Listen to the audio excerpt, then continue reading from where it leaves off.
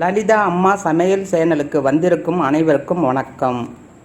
இன்னைக்கு என்ன சமையல் செய்ய போகிறோம்னா, சீக்கிரமாக பல வகை காய்கள் போட்டு பொரியல் செய்வது எப்படின்னு பார்க்கலாம். இது தேங்காய் இல்லாமல் சத்தான பொரியல் செய்ய போகிறேன். கோஸ் ஒரு கப்பு எடுத்துருக்கேன். கேரட் வந்து 2 கேரட்டு இந்த மாதிரி கட் பண்ணி எடுத்துருக்கேன். பச்சை பட்டாணி வேக வச்சு எடுத்துருக்கேன். 5 பீன்ஸு இந்த மாதிரி கட் பண்ணி எடுத்துருக்கேன். கடுகு, உளுத்தம்பருப்பு தாளிக்கிறதுக்கு பெரிய வெங்காயம் 1 எடுத்துருக்கேன். கொஞ்சம் கருவேப்பிலை, தனி மிளகாத்தூள்.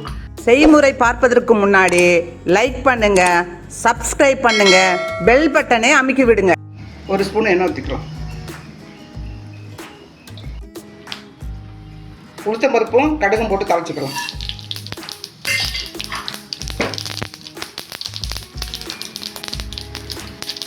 வெங்காயம் கருவேப்பிலை போட்டுக்கலாம்.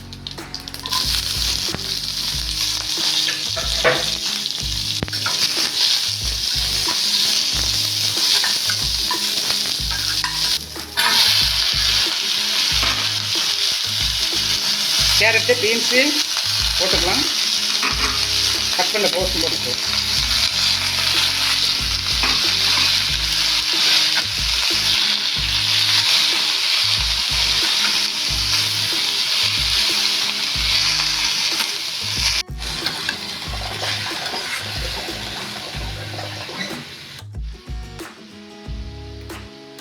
அரை ஸ்பூன் உப்பு,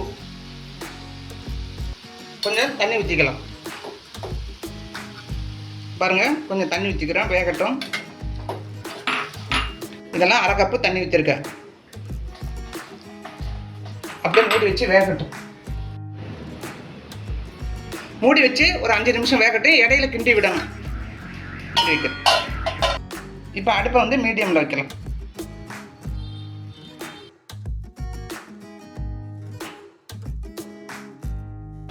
இப்போ 5 நிமிஷம் ஆகிட்டு இப்போ திறந்து பார்க்கலாம். இடையில இந்த மாதிரி கிண்டி விடுங்க. இப்போ வெந்துட்டான்னு பார்க்கலாம். இந்த விடுங்க, பீன்ஸு, கேரட்டு, கோஸ் எல்லாம் வெந்துடுச்சு. தண்ணியெல்லாம் நல்லா வச்சு வெந்துடுச்சு.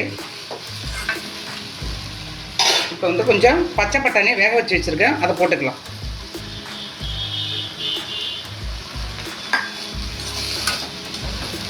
இது மாதிரி ஒரு வாட்டி செஞ்சு பாருங்கள், நல்லா டேஸ்ட்டாக இருக்குது. பசங்க நல்லா சாப்பிடுவாங்க, நல்லா ஹெல்த்தியாக இருக்கும். தேங்காய் போடாமல் நான் செஞ்சுருக்கேன். நான் இதை முதல் தடவை தேங்காய் போடாமல் செய்கிறேன். செஞ்சு பார்த்தா நல்லா இருந்துச்சு. இப்போ வெறும் மிளகாத்தூள் மட்டும் போட்டுக்கலாம். உங்கள் விருப்பம், நீங்கள் தேங்காய் துருவி போட்டுக்கோங்க. இப்போ வெறும் மிளகாத்தூள், தனி மிளகாத்தூள், உங்களுக்கு காரத்துக்கு தகுந்தாப்புல போட்டுங்க. எங்கள் வீட்டில் கொஞ்சம் காரம் சாப்பிடுவாங்க.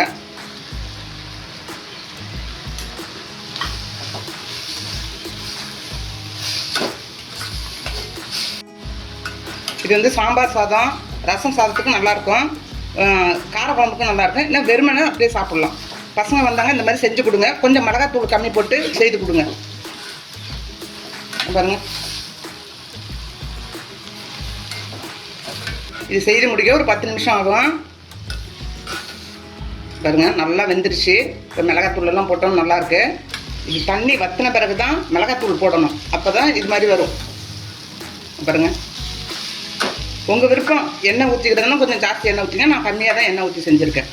இன்றைக்கி வந்து நான் வந்து சாம்பார் வந்து பச்சை மிளகாயும் காஞ்ச மிளகாயும் கிள்ளி போட்டு சாம்பார் வச்சுருக்கேன். இது பாருங்க,